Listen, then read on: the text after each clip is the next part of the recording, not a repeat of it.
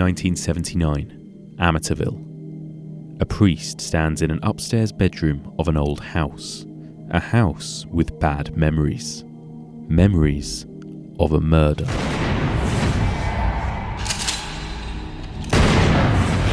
As he begins to bless the house, he notices a strange, pungent smell emanating from somewhere, and a couple of flies buzzing round his head. Soon enough, a few more flies appear, then a few more, then a few more. The priest begins to panic. He's choking, unable to breathe. Suddenly, the bedroom door swings open and a bellowing voice shouts, "Get out!" It's a tale that feels as old as time. A family move into a house with a bad history. Cue the strange noises, the bad smells, the cold spots, the demonic activity. But it was two movies made in the late 70s, released 1 year apart, both supposedly based on real-life cases, that created these cliches and cemented the template for what we now know as the modern American haunted house movie. Join me as we continue exploring the evolution of the ghost story, and we review two modern American hauntings, the Changeling and the Amityville Horror.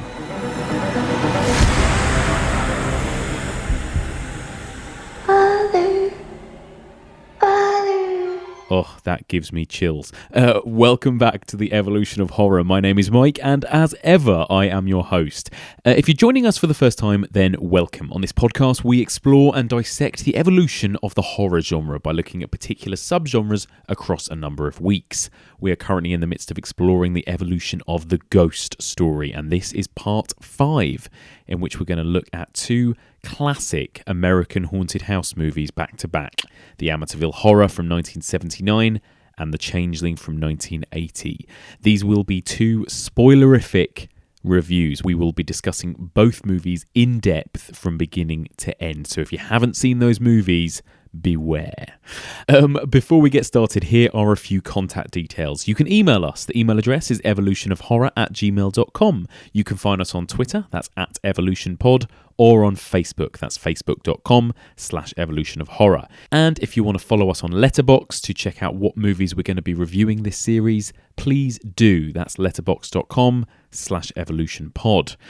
Please do subscribe to us on iTunes or other podcast platforms. There you can find all other episodes of the podcast so far, including the first 4 parts of the Ghost series and all 14 episodes of the Slasher series from last year. So let's get started. I'm going to introduce my co-host for this week. Now, this guy is one of the co-hosts of the brilliant Arrow Video podcast. He's got an incredible knowledge of film. He's been on the podcast before discussing giallo movies with me, and he's back to discuss these two haunted house classics. It is my great pleasure to welcome back to the podcast Dan Martin. Dan, hello. Hello. How are you? I am good, thank you. I'm frazzled. Yes. You've been busy by the sounds of it. Yeah, lots of things I'm not allowed to talk about yet. Right, okay. Sorry, that's not a very exciting answer. Well, it kind of is exciting, but yeah. One of those things where everything's kind of happened at once now. So. Since we last spoke, is there anything that you've been doing that you can talk about? Anything you've worked on that you can mention? Did we talk about... We spoke last time I spoke, it was before In Fabric, wasn't it? Yes. So two things that I've worked on have sort of moved on a little bit. In Fabric's in post, the new Peter Strickland film. That's what I'm very excited about. Yeah. And Lords of Chaos by Jonas Åkerlund just played at Sundance as well. So that's really cool. And actually, tell me a little bit, because I don't think we really spoke about this last time. We spoke a lot about the Arrow podcast, but tell me a little bit about what you actually do, because you work in the film industry, don't you? Yeah, I'm a practical effects designer. Awesome. I do figurative and prosthetic effects mostly, which means 3D makeup to alter the shape of people. Great. And creature and animal reproduction and that kind of thing. But we do a lot of concept props and that kind of stuff as well. Less wind and rain and fire, and definitely not really anything computery. Yeah. We're doing for a couple of different films at the moment. We're doing some high detail corpses at the moment. Very cool.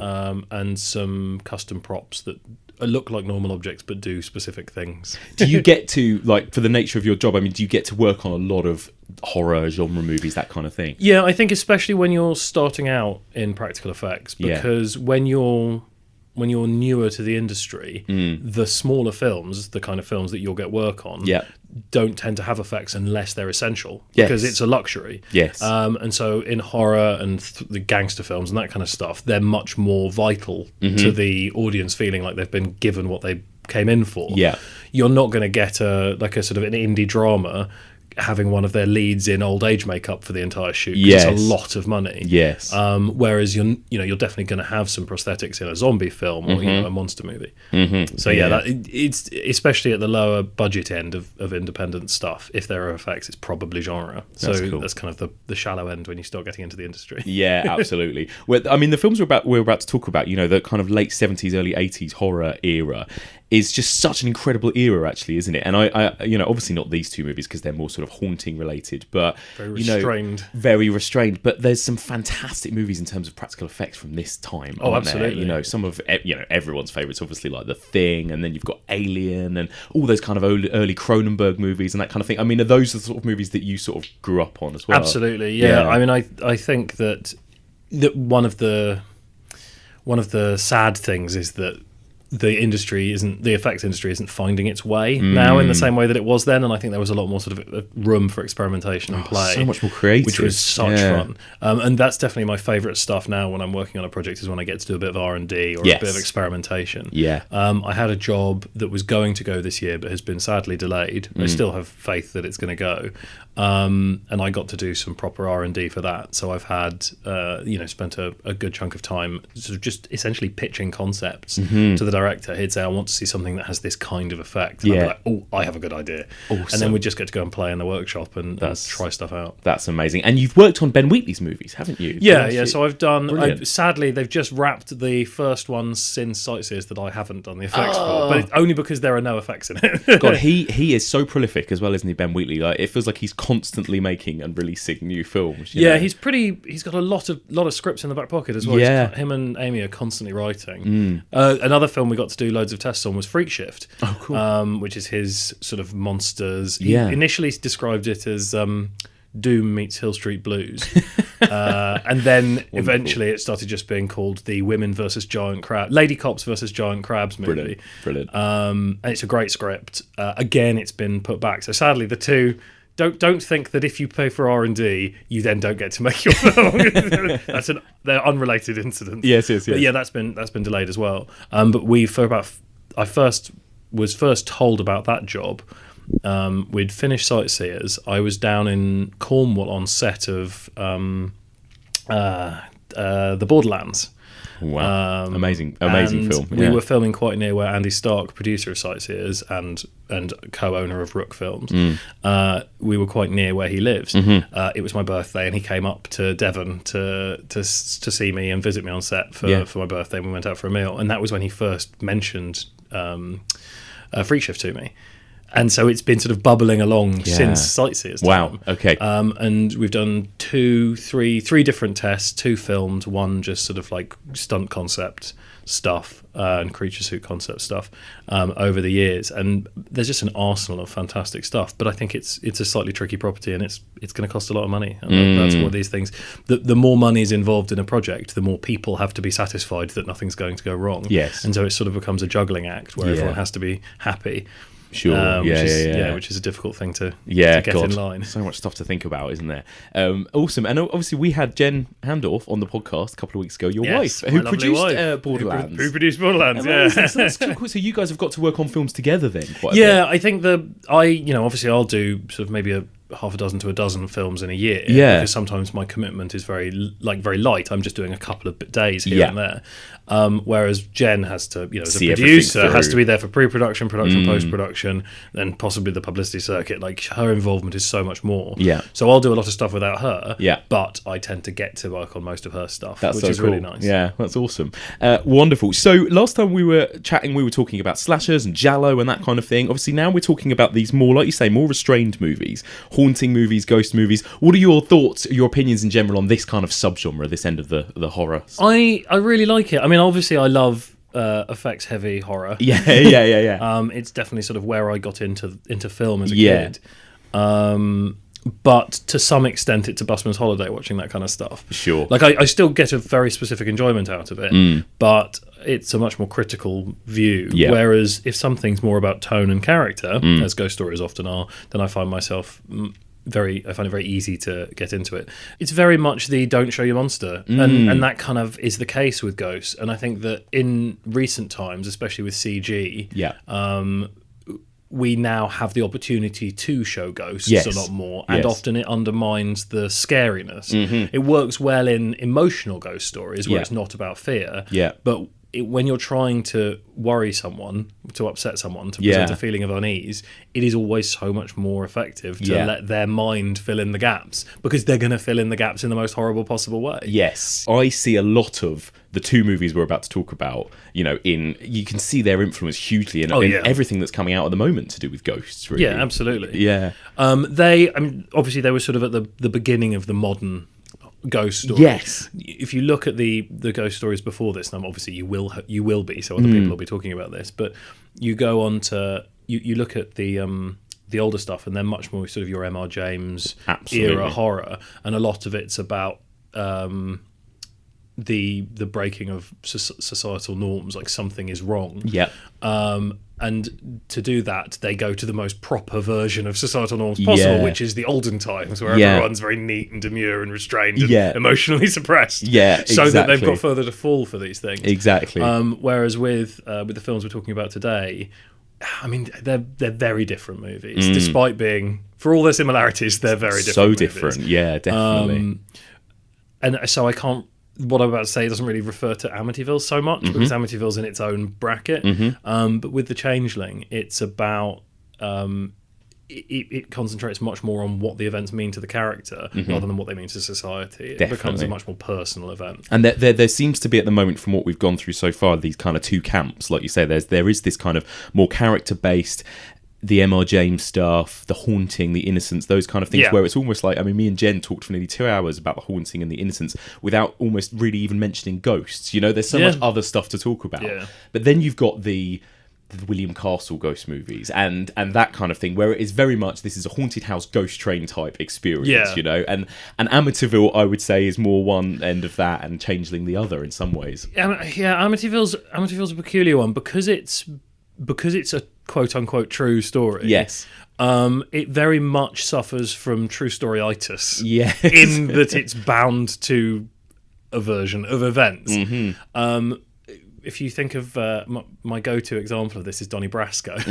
Yeah. Obviously not a ghost story, but it's such a great film. But then, because it's a true story, real life doesn't tie itself up at the end in the way that narratives do. And you don't have, oh look, so his want and his desire were conflicting, and he only got, and then this character, like, it doesn't work like that. Real life just kind of peters out and goes on, or they die. Yes. And Donnie Brasco definitely suffers from that in the third act. Yes. I think one of the reasons that Amityville was probably critically not very well received, it doesn't really have a story. No, it just doesn't. some stuff happens. Yes. No one learns anything. They just run away. It's true, especially when we'll get into it, but when you get into the second half and it's just like, right, just throw every scary thing we can sort of at the screen, basically. It's the kind of house they don't build anymore, a relic of a time when the world wasn't in such a hurry, when there was still time for a little charm and elegance. It has stood empty for a long while, and at the price, it is a bargain. For a growing young family, it is almost too good to be true. What do you think? I love it. James Brolin, Margot Kidder, Rod Steiger in the Amityville Horror. From the best-selling book that made millions believe in the unbelievable, the Amityville Horror.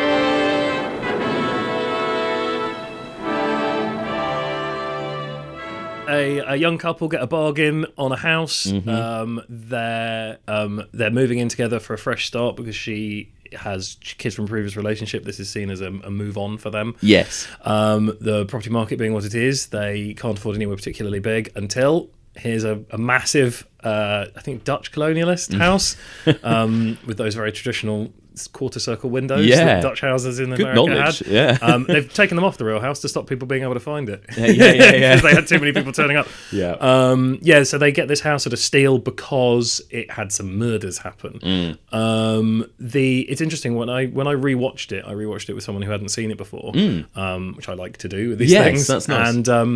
And when they're being shown around the house at the beginning, you don't necessarily know that they know about the murders. Yeah. And so my viewing partner thought, are they going to have to find out that the murders? Because the film starts with the police turning up and the murders have happened, and there's close-ups on gunshots. There's close-ups on kids being shot through duvets. Yes, it's a shocking opening It's actually scene. pretty intense. Yeah. Despite us having said that ghost stories are restrained. Yeah, that's it. Although that is really the only like violent moment in the film.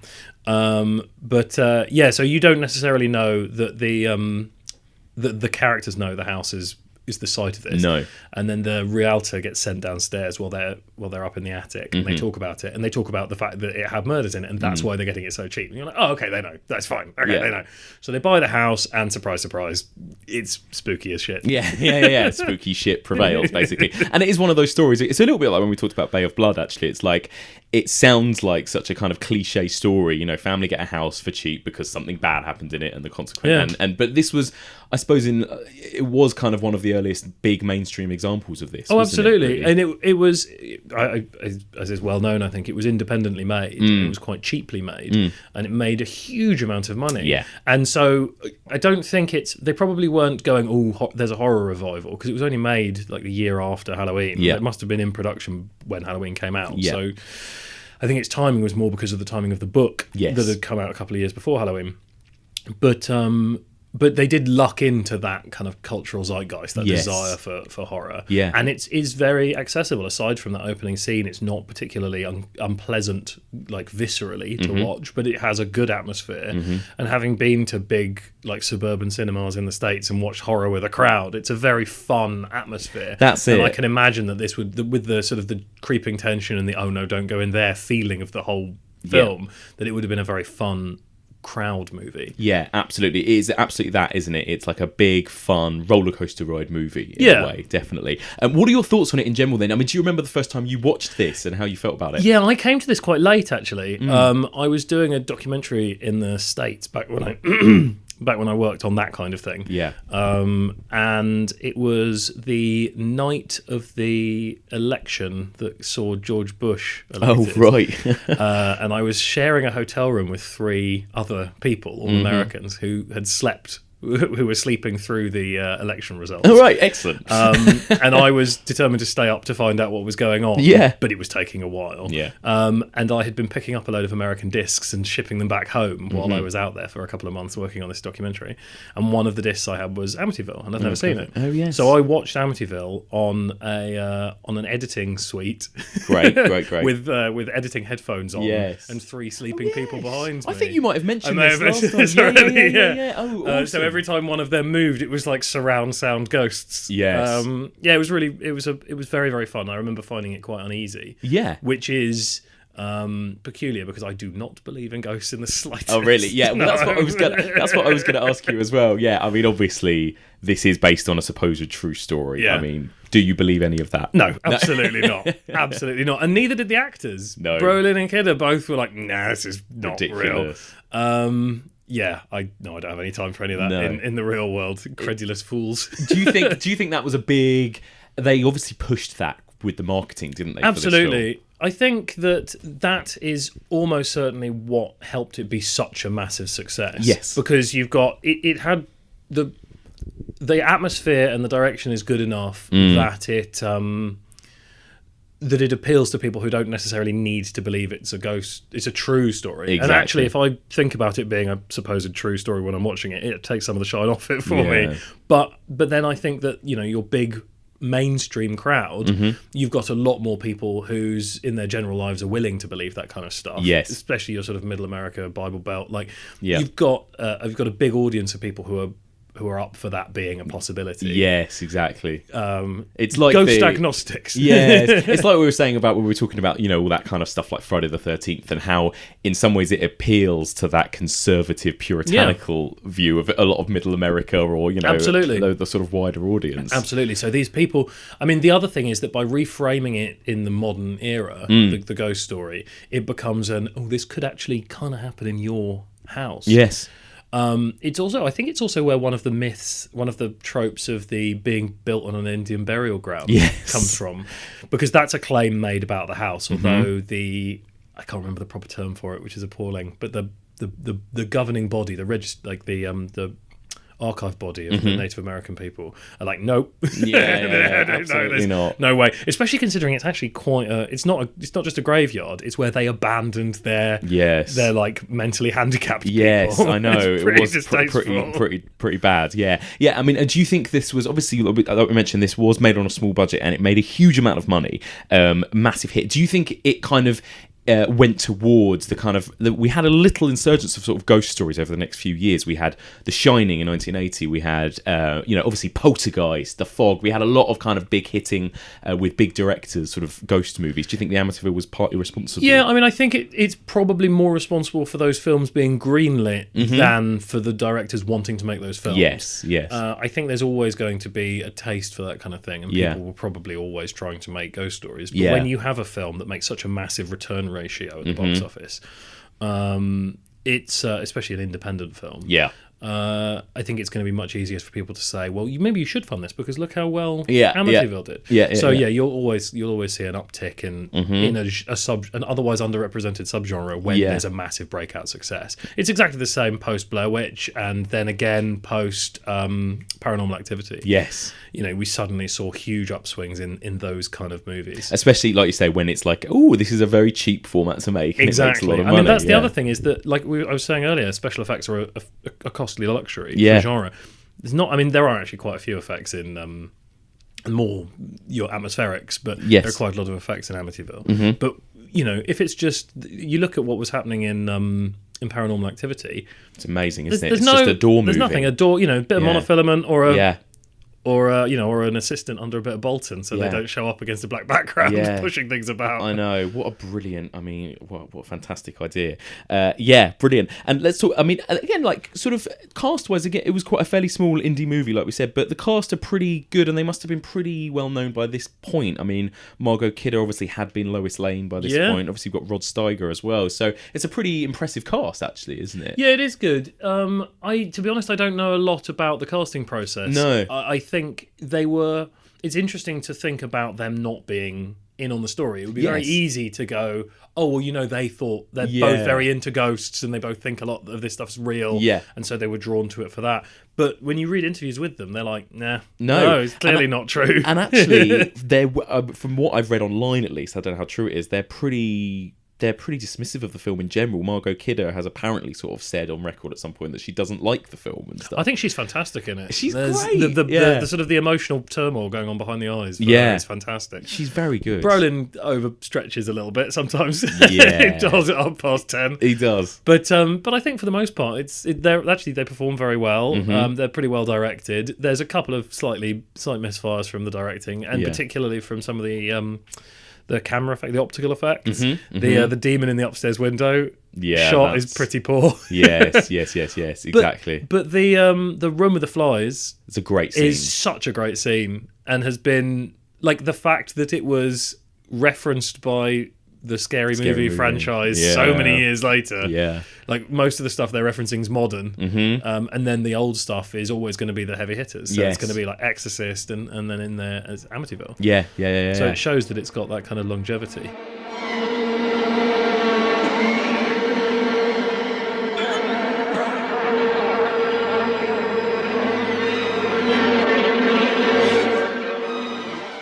It's the first time there's other slightly creepy stuff going on, but that's the first time it's out and out definitely supernatural. And actually, even then, it's not out and out definitely supernatural until the voice. Out.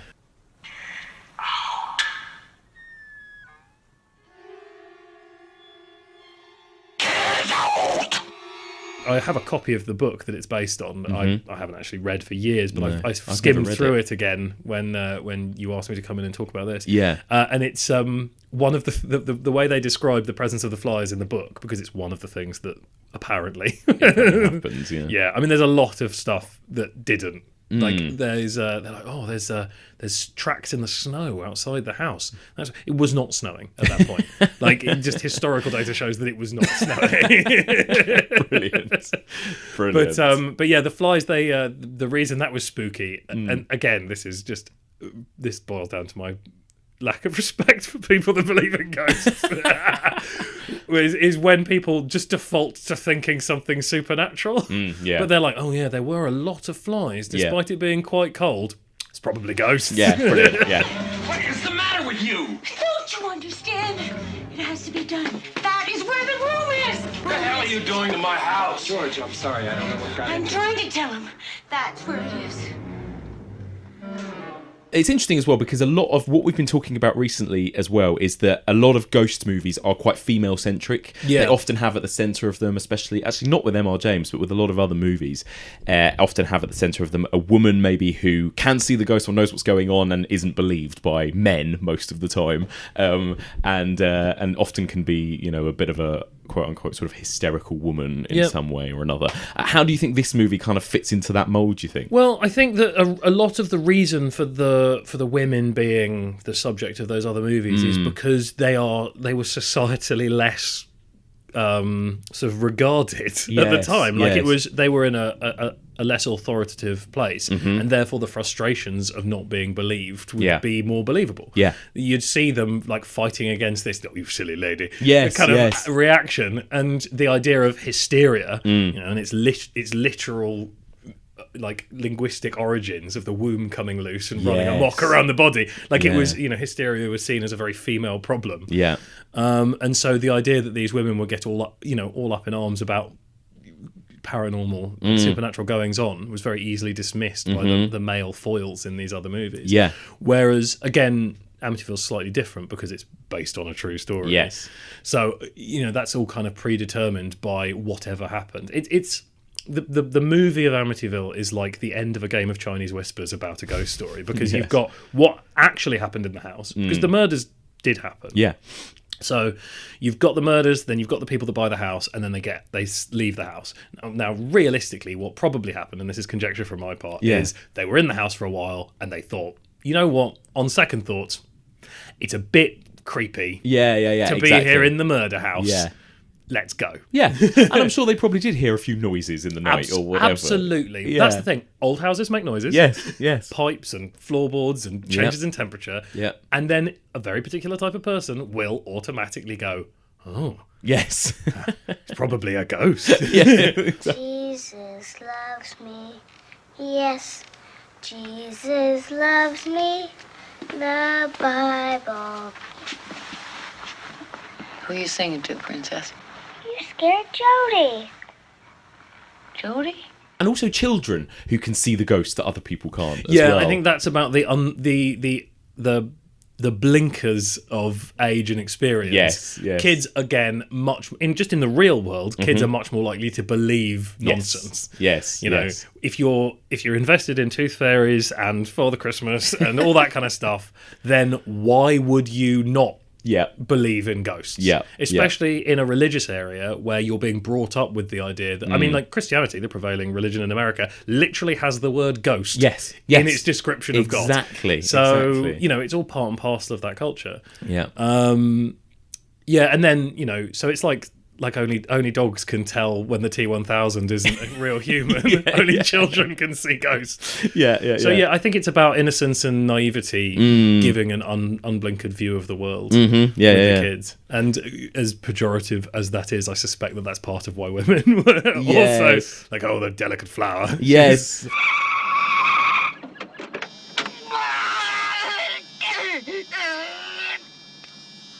I think it's interesting that so early on it did something that it does so many things that have turned up in so many other films, and then it did one thing that does also turn up in The Changeling, but is comparatively rare in these things, which is that the malign spirits have have an influence on the world outside the house. Yeah. Which is normally in a haunted house movie or a ghost movie, the ghost's powers are confined very much to the place that the ghost haunts, whether it's where they died or where they were wronged, or whatever, where the hell portal is, or the Indian burial ground, whatever.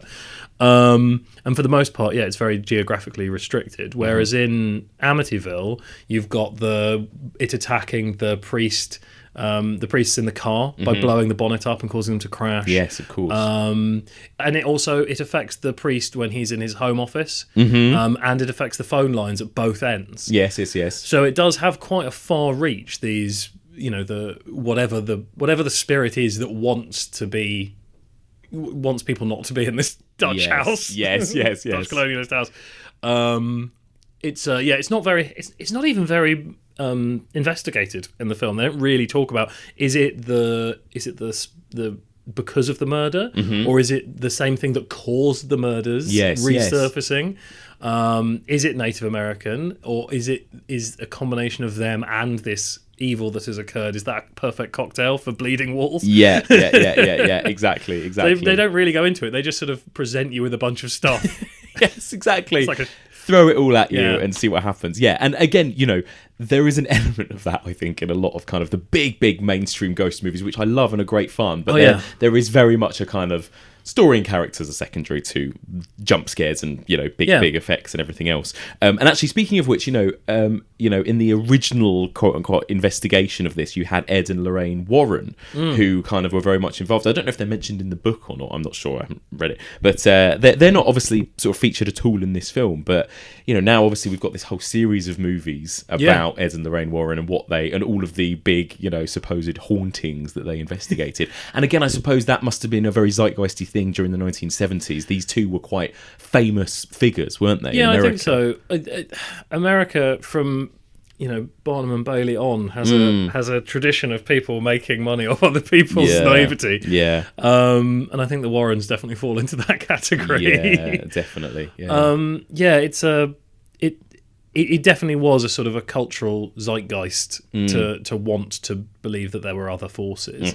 I think it's definitely a way of, the 70s were quite dark and gritty. After the free love movement of the 60s, the 70s was when you got all your misery dramas and that kind of stuff. Yeah, the backlash, which was great. Yeah. I think towards the end of that, there was the ghost story and the supernatural stuff gave people an opportunity to blame something outside of themselves for the ills of their life, for things that had things that were going wrong, and that's a nice idea, to be able to just pass off responsibility for all the terrible choices you made. yes, definitely. And we talked about this a lot, but horror films are in some ways that, aren't they? They are kind of ways to deal with some of the horrors of the real world. Yeah, and by 78, 79, a lot of the kids from the free love era, the progeny of the free love era, are now in the household. So a lot of these the free love hippie era people have now got young children. Yes. And so they're a great audience for this kind of stuff. Yes. Maybe life didn't turn out exactly how they thought it would when they were busy painting daisies on each other's faces and getting stoned on a hill. Exactly. And now real life has happened, and the 70s was a bit grim, and here's an opportunity for it not to be their fault. Yeah, absolutely. No, it's so true. And I think also you can link that to movies like Rosemary's Baby and the Omen, and this kind of oh god, this is what's happened to the children, the product of this era. Yeah, it's really interesting. It's such an interesting era.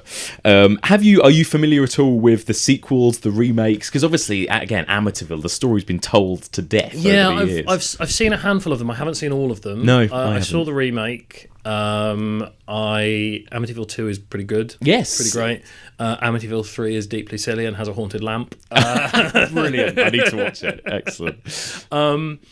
The book had sequels that are not really connected to the movies, so that's a whole different line as well. So there's an enormous amount of stuff out there, and it is a very appealing commercial property. I see why they keep on making these movies. Yes. But I feel that I don't know, maybe 2's better than 1. But yeah, I don't think anything's ever had the success of one, obviously. No, the remake, I remember very little of it with Ryan Reynolds. It's very kind of by the numbers, isn't it? Yeah. They called it a reimagining, but it was not a reimagining. No, and also, every other movie like this is a reimagining. The Conjuring is a reimagining. Whatever, Insidious is a reimagining. It's all those types of movies. I don't know. I think Insidious is an interesting one because aside from to my mind, some slightly ropey design choices for their Darth Maul demon. Yes. I think Insidious is a pretty good film. Yes. And I think that because it's much more upfront with what's going on. Yes. Like the audience gets to know a lot more than the characters. And that's a very interesting dynamic because that's quite rare in ghost stories. You don't normally have the audience being ahead of the characters unless it's like in the Changeling with some reveals where they set some seeds so that your smarter audience members can be they're like a beat ahead of the characters. Which is just smug. For the smug audience. But it's rare that you get those movies where the audience is so much more clued in. Absolutely, yeah, it's true, and because so often it might deal with, like we say, is it all psychological? Is it an unreliable narrator? Is it all in somebody's head, or is it real, etc.? All right, brilliant. So in general, do you think does Amityville stand up? 30, 40 years on, is it worth a watch still? I think it is. I think it's probably not a great. I don't know. It's one of those. It could be a great first watch, as in if you haven't seen a lot of ghost stories, then a lot of the tropes that may feel a little stale now because they're so prevalent, but that originated or at least were fresh in Amityville, you won't be like, oh, I've seen that a million times if you haven't seen a lot of horror films. But then also it does feel a bit dated now, and it doesn't have much of a plot. I think it's a really nice atmosphere piece, and it's definitely worth having watched. But other than to try and see it in as fresh a way possible, it's probably not the best. No, it's always got some moments, like you said, your first time you watched it, you jumped a little bit, you know, whatever. It will always have those moments, like any of the best ghost movies. It's a good atmosphere. Weirdly, it does feel a bit dated, doesn't it? And maybe it's just because so many ghost movies have that more timeless classic quality to them. And actually, even The Changeling, which we'll talk about in a minute, that is set in the present day, doesn't feel as dated somehow. It feels more timeless in a way, and gothic and sort of old. But yeah, I think it's great, and I think it's a watch once kind of a film for me. It's a kind of great kind of roller coaster ride of scares and jumps and creeps, and but that's pretty much it. Really. Yeah, that's kind of what you watch it for, isn't it? Yeah, it's definitely it's interesting sort of academically as one of the early ones, and I think anyone sort of investigating the genre would be well served to watch it. Yeah, but it's not going to be the best. It's not going to be anyone's favourite ever ghost story. No, it isn't. I think I read a review by Anton Bittel, who was saying, it's the movie that came between The Exorcist and The Shining that kind of isn't really, is almost a bit forgotten about now in some ways, apart from for its legacy. Yeah. All right, fantastic. Let's move on to The Changeling then, which I think is a little bit more interesting to discuss. Within this old house live two residents. One of them is John Russell, composer, professor. The other has been dead for over 70 years.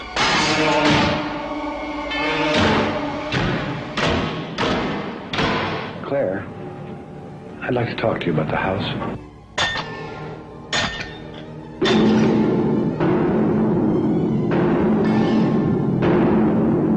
Did you die in this house? How did you die? Whatever it is, it's trying desperately to communicate. What is it in that house, Claire? What is it doing? Why is it trying to reach me? It's an amazing film. It is an amazing film. So you're a fan of this film? Yeah, massive fan of this film. Yeah. I was recommended it when I was in my mid-teens, and I watched a pretty crappy VHS of it. And then I managed to track down a Japanese laserdisc of it, which was the only modern media version of it. And then eventually I got an American DVD when that came out. And I think it's just had a Blu-ray release, hasn't it? Yeah, it has. Yeah, which I've not seen yet. No, I haven't either. So, I will be picking that up. Fantastic film.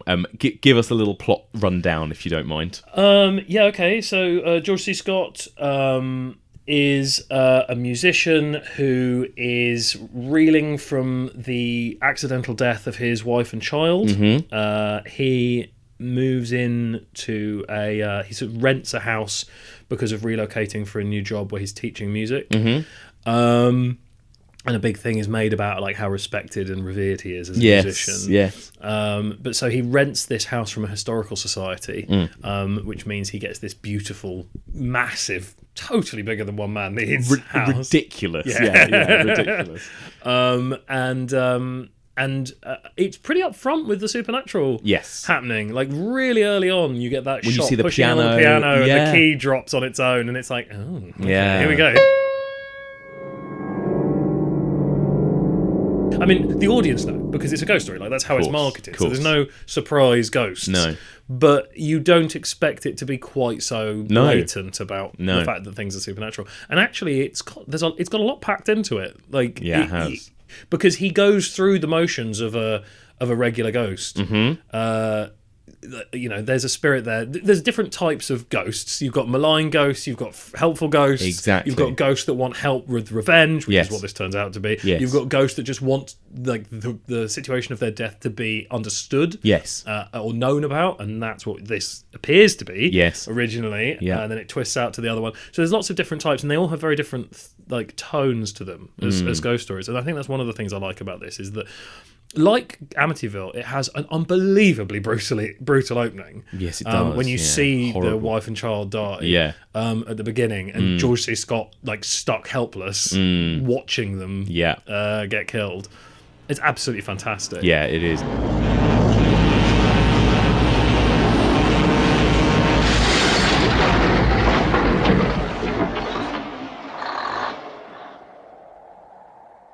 And Scott is such a good actor. He is so good. He is. It's weird because, God, I will never, say that he's too good for horror or anything like that. It's not that, but it's just that he's an unusual actor to put in a film like this in some ways, This kind of older male star he has so much sort of gravitas to him. He really does, but I think that really helps this film. Like, this film would not have been as good with a younger actor. No, not at all. And aside from the slightly age inappropriate marriage in the flashback.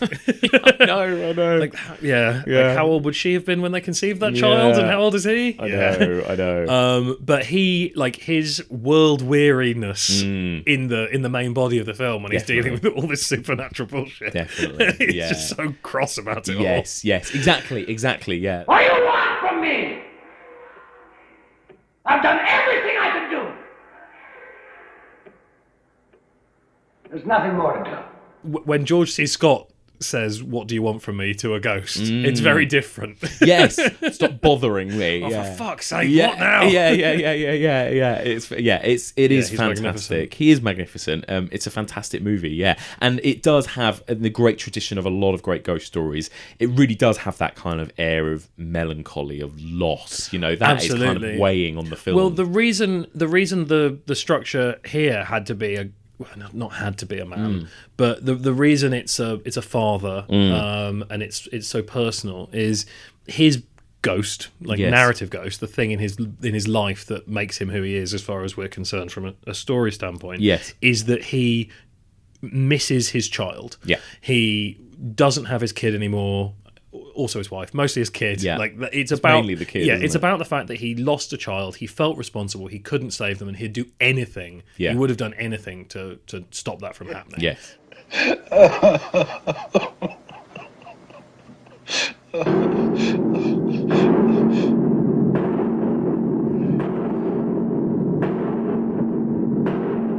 And so when he finds this ghost, when this ghost finds him, and he realises that the ghost was killed by its father to preserve something as petty as money, then that puts him diametrically opposite the morality of the person who is responsible for the ghost existing in the first place. And so that's a fantastic catalyst for him to try and help this ghost. And that's why that amazing scene where he's ripping up that lady's floor to find the body of this child. And he's just frenzied with the with it, because he's righting a wrong that is sort of repairing the damage of his life, repairing the damage of his past. If he can help this kid on the other side. And then on top of that, I think, although the film doesn't dwell on this particularly, but if ghosts were real and you were one of the few people to find out, that it was actually real, and you had suffered such a great loss, then that in and of itself confirms some sort of afterlife and presumably creates some kind of emotional succor. So George C. Scott, who's suffered such a horrific loss, is now able to help this child who's sort of stuck in this hinterland between our world and the next. What is it in that house, Claire? What is it doing? Why is it trying to reach me? John. Is it because of my daughter? I can't go through all this again. A lot of ghost movies, you know, a big element of them is, of course, the production design as well, is the house itself. And this is you know, as we've already mentioned, ridiculously huge house in itself, but a creepy house, isn't it? I mean, it's fantastic. It is. Well, I think that's kind of lifted out of those older films. Yes, it is. You go back to the old sort of, you know, your black and white, slightly more gothic films. They're going to have long staircases with balustrades. They're going to have those sort of like mezzanine landings, all that kind of stuff, which allows for creepy long shots. And I mean, this film, if this film didn't establish the trope of the haunted ball bouncing down the stairs, then I haven't found where it came from before this. Yeah.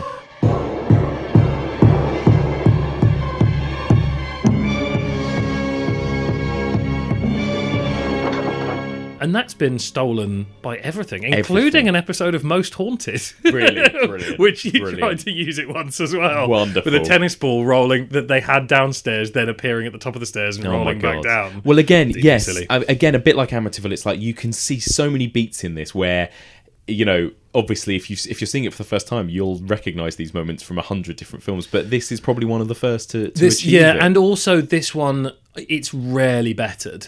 Oh yeah. I mean, as a film, it's very rarely bettered. But each individual moment of those, some of them now feel a little dated, a little silly. Maybe they've been refined with modern technology and modern special effects. But for the most part, they knew they didn't overshoot with anything. It's restrained. So they got it just right, and it's absolutely fantastic. Yeah, that's it. It's a little bit less kind of let's throw everything at you with Amityville, isn't it? And you're right, even though it kind of reveals that there is a ghost straight away, it still doesn't go full on. It's still got that kind of creeping dread. You know, like you said, the ghost is just a piano key and that's it. And it just gives you the kind of creeps and that sort of sense of foreboding, but nothing massively quote unquote scary happens for a while, does it? Yeah, I mean, it does go all out crazy in the last sort of like 10-15 minutes with the house on fire and the astral projection of the senator and all that kind of stuff. Fine, that's great. I mean, it's just the pacing is great. It's really well structured, and because it's got those different reveals, it's got the horrifying opening, it's got the there's a ghost, both of which, like, one of them punches you in the first 5 minutes, so that's fine. You just get into that.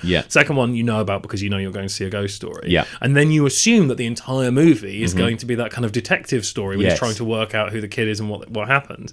And he finds that, and you kind of assume that when he digs up the body, that's the end of the film, but it's not, because then it's like, well, actually I kind of want to confront the person who's still alive. The father, the murderer, is dead now, but the changeling is still alive and is living this luxurious senatorial life because the young kid was basically, if the kid, the dead kid, had died too young, then he wouldn't have got this massive inheritance that his father was planning on living on. Yes, that's right. So, because he'd be the executor of it. Yes. So he chose to kill the kid early and swap him out for another kid, so he could then raise that child to adulthood and pretend that he's the young. So the senator is the changeling, which is a lovely sort of twist of the title. It is, it is. Which is really, really good. I watched it with my girlfriend who had never seen it, and she thought this was going to be a film about a changeling in the traditional sense of the kind of demonic child that's swapped, or is it going to be about an evil child in some way? And, you know, in that opening scene, she went, oh, okay, so somehow the daughter's going to come back, or the daughter will survive, it won't be. It could very easily have gone into a sort of Pet Sematary kind of space where he did something to bring his daughter back. Something ill-advised. Yes, exactly.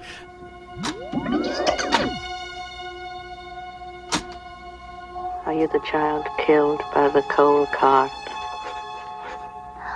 The moment for me that creeps me out no matter how many times I watch it, and I wonder again whether, I don't know if this is one of the first movies to have this kind of, we listen to the tape recorder of the seance, we turn up the volume as high as it will go, and you hear those kind of distant voices come through.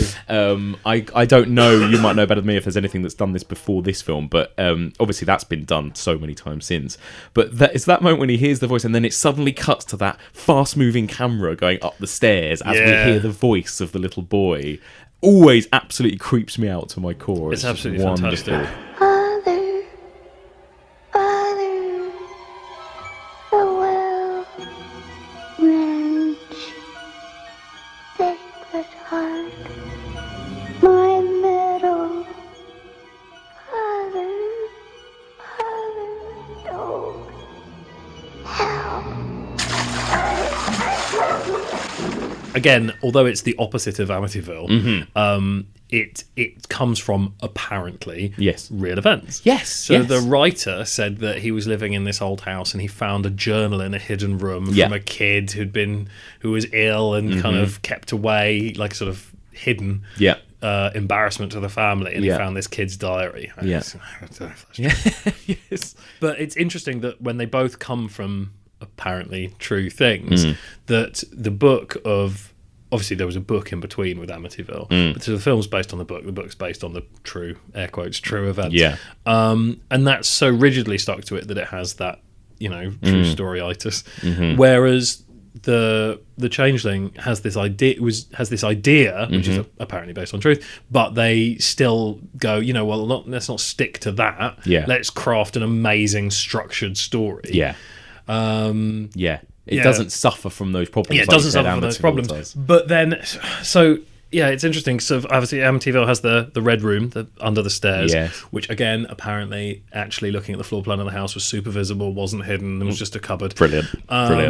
So that's got its basement hidden room. In the Changeling, you've got the hidden attic room, which is where the wheelchair is found and where the kid was drowned in the bath. That's a horrifying scene. Absolutely horrifying scene. And actually, when he first goes into that attic, just the production design, it's just so wonderful, that kind of hidden little staircase. And again, brought to mind movies like The Orphanage, which I won't go into in case no one's seen it, but there's moments like that where it's like different rooms where children were kept or whatever, The Orphanage owes a lot to the Changeling. Definitely. That kind of real sad sense of loss and everything else as well. That's it. I think that ghost stories in general are where you get melancholy horror the most. It really is about like what this means to people, because the thing is, you don't have a lot of time to think about the regrets you have in life when you're running away from a man with a machete. Yes. But when you're generally feeling uneasy because things are not as you think they should be, that's quite an introspective and quite a time for self-reflection. We just get such a sense of character with George C. Scott as well, don't we? It's so insular, but it's so watching him realise something on a slow push. Yes, exactly. The camera's just creeping towards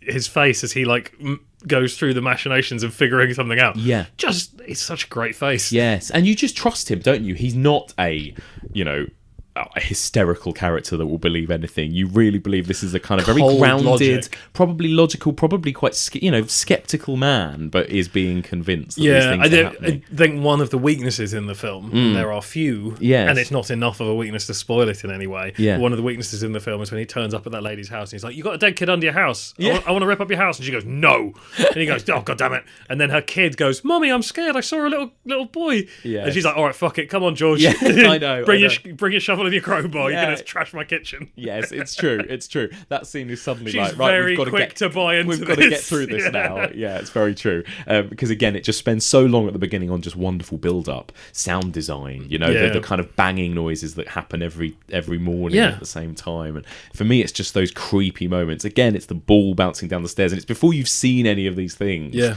it's just those little moments. It's amazing. What about for you? Any kind of standout moments that we haven't mentioned?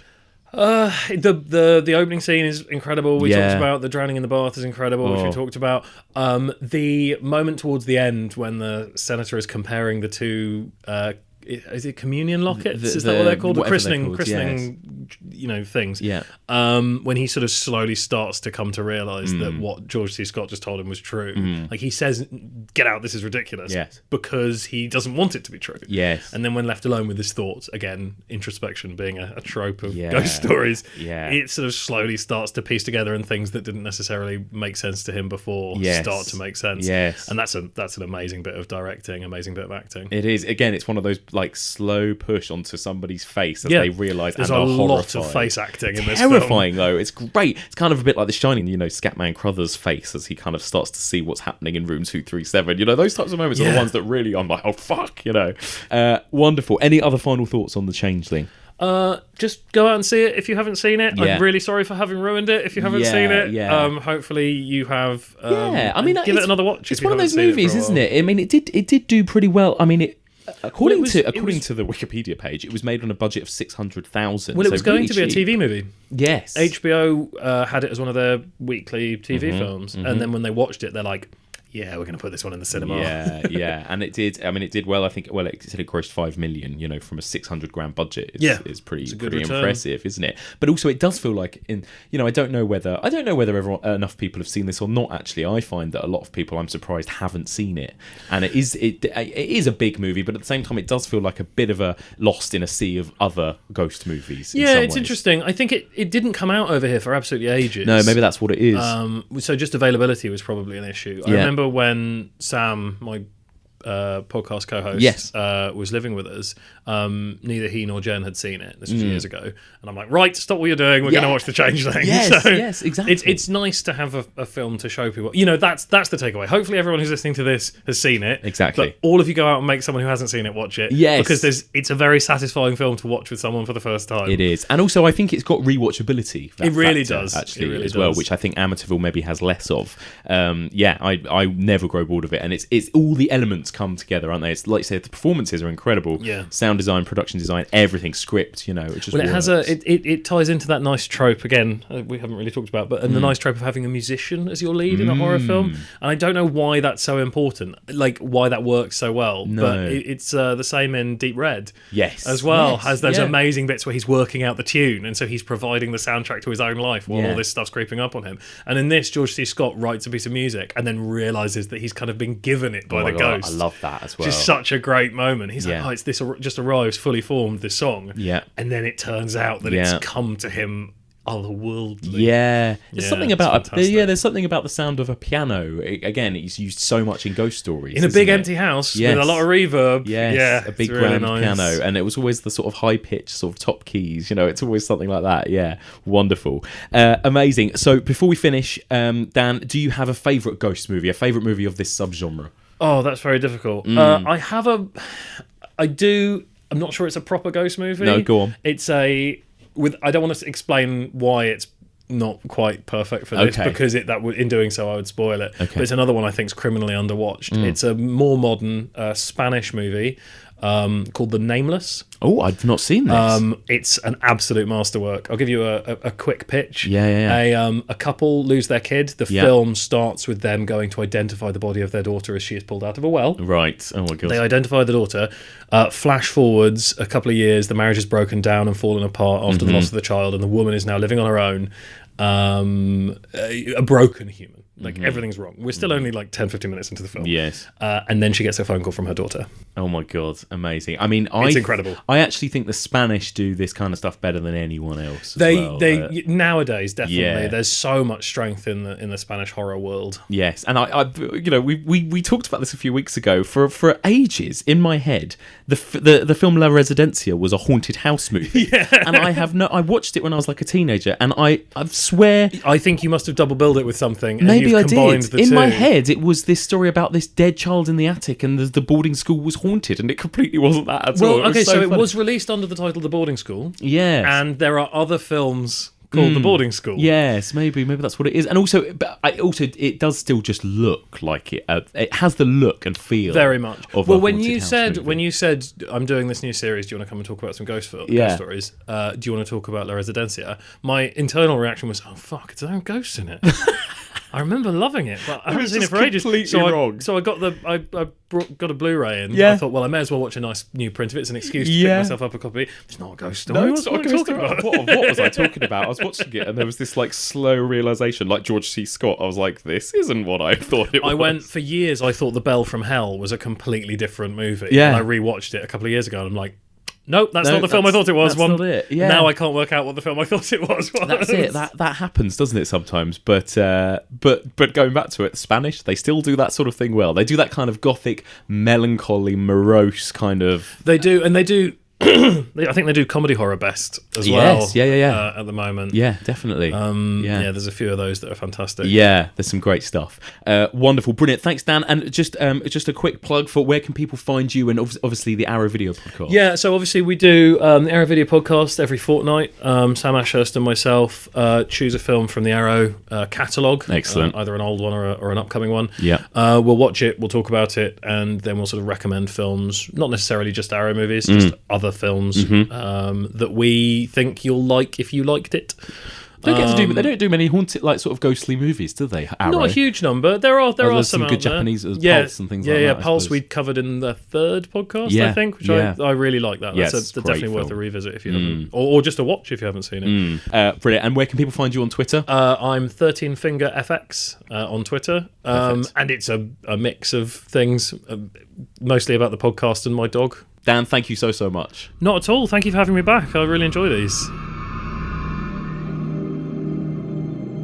And that's it for this week. Thank you so much for listening, and a huge thank you once again to my brilliant co-host, Dan Martin. Now, don't forget, Dan has his own podcast with Sam Ashurst, and they review horror movies, genre movies, cult movies, all of that kind of thing on the Arrow Video podcast. So if that sounds up your street, and let's face it, if you're listening to this podcast, it probably is up your street, then please do find the Arrow Video podcast on iTunes and subscribe. It's wonderful. Okay, before we reveal what's happening next week, here are a few contact details. Drop us a little line. What do you think of the Amityville Horror or the Changeling? Do they stand up all these years later? Where do they rank for you in the all-time best ghost movies?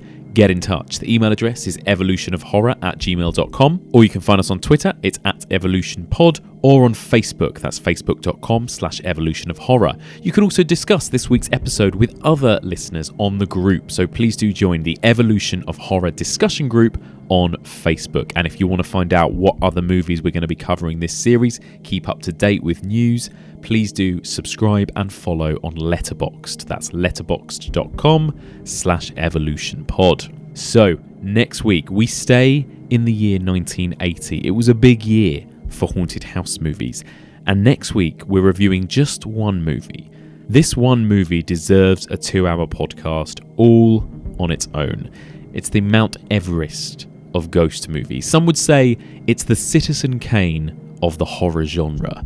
Next week, we're going to be discussing Stanley Kubrick's The Shining. And to discuss The Shining in all its glory, I'm going to be joined by 2 different guests.